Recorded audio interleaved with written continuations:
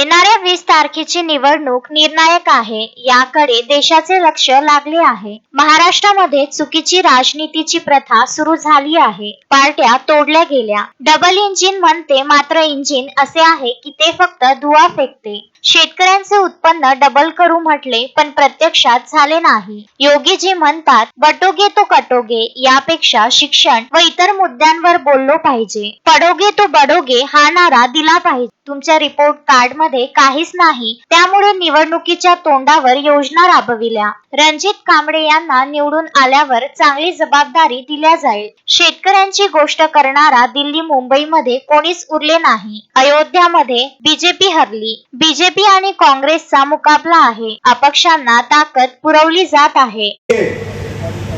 कौन सा नेता, कौन सा दल हमारे दुख सुख का भागीदार रहा? जिन लोगों की सरकार दिल्ली में है, महाराष्ट्र में है, double engine double engine double engine यही बोलते हैं लोग। ये इंजन ऐसा है, सिर्फ धुआं फेंकता है, ये काम नहीं करता। इसलिए हमको बदलाव लाना जरूरी है। बदलाव कब होगा? हम जब साथ आएंगे। जिन लोगों पर जनता का विश्वास नहीं है, जो लोग संविधान को बदलने की बात करते हैं, जो लोग पिछड़े का, दलित का, आदिवासी का आरक्षण से छेड़छाड़ करने की बात करते हैं, जिनका घमंड इस लोकसभा चुनाव में टूट गया, जो 300 पार, 400 पार, 500 पार की बात किया करते थे, उन लोगों को महाराष्ट्र की जनता ने सबक सिखाया है। मैं आपका धन्यवाद करना चाहता हूं। आपने 240 पे लाके रोक दिया, और तभी यहाँ पे जो केंद्र की सरकार है वो बहुमत की सरकार नहीं है। आज हमें सोचना पड़ेगा। जो किसान की आमदनी दुगनी कर देंगे, मैं आप किसान भाइयों से पूछना चाहता हूं, आप में से कितने किसानों की आमदनी दुगनी हो गई है?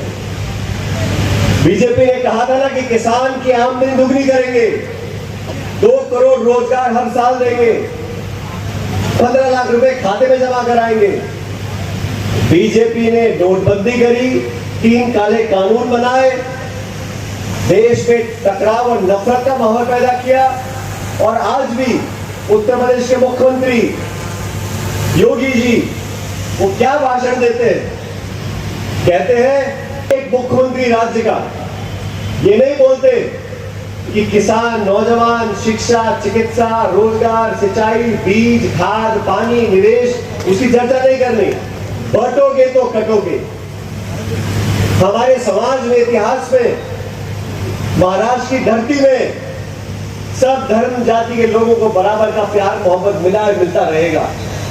वो लोग जो बात बोलते हैं कि कटोगे पटोगे, मैं उनको बोलना चाहता हूं, ये नारा देना चाहिए कि पढ़ोगे तो बढ़ोगे।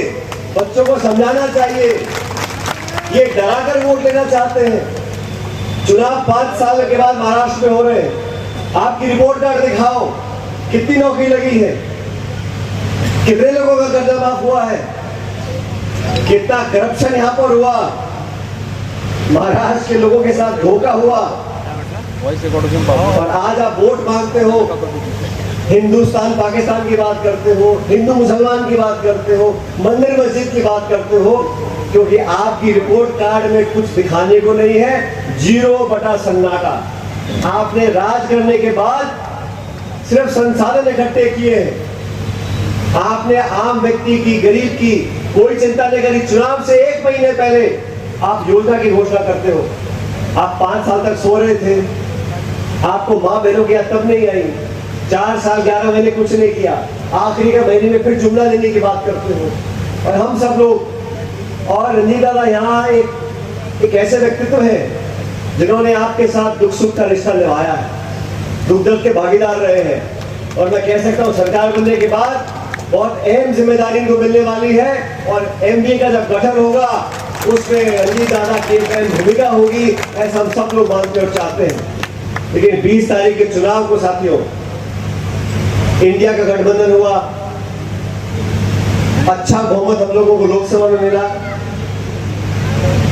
विधानसभा के चुनाव में अगर आप लोग सरकार बनाओगे तो एक संदेश पूरे देश में जाएगा कि नफरत की राजनीति को पसंद नहीं करेंगे।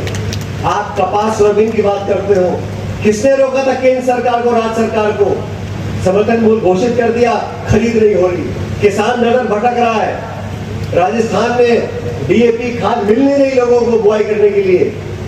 किसान की बात करने वाला कोई दिल्ली बम्बई में है ही नहीं। किसान के दुख और परेशानी जब कोई जानता ही नहीं है तो समाधान कैसे करेंगे? ऐसे लोगों को सत्ता मिल गई है जो सिर्फ मंदिर मस्जिद की बात करते हैं। और आपको बताना चाहता हूं, उत्तर प्रदेश के अयोध्या में अभी लोकसभा चुनाव हुए।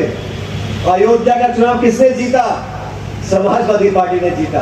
बीजेपी वो चुनाव अयोध्या में हार गई। क्योंकि बार बार आप वही बात करते हो। आपको आगे की बात करनी चाहिए, लोगों को जोड़ने की बात करनी चाहिए। मजहब और धर्म के नाम पर वोट कब तक मांगेंगे? और नया इन्होंने हथकंडा अपनाया है। आप लोग ध्यान से सुनो, ये मुकाबला भाजपा और कांग्रेस का सीधा मुकाबला है। इतने सारे लोग खड़े हैं, अपक्ष खड़े हैं, निर्दलीय खड़े हैं, छोटे मोटे दल के, इनमें से कोई भी कैंडिडेट एमएलए बनने के लिए चुनाव नहीं लड़ रहा है। जितने लोग चुनाव लड़ रहे हैं ये सिर्फ रंजीत दादा के 500 वोट, 400 वोट, 600 वोट खाने के लिए चुनाव लड़ रहे हैं। इनको साधन कौन दे रहा है? इनको चुनाव लड़ने के लिए प्रेरित कौन करता है? ये वही ताकतें हैं जो लोगों को बांटना चाहती है। कृपया करके हमारा वोट खराब नहीं करना।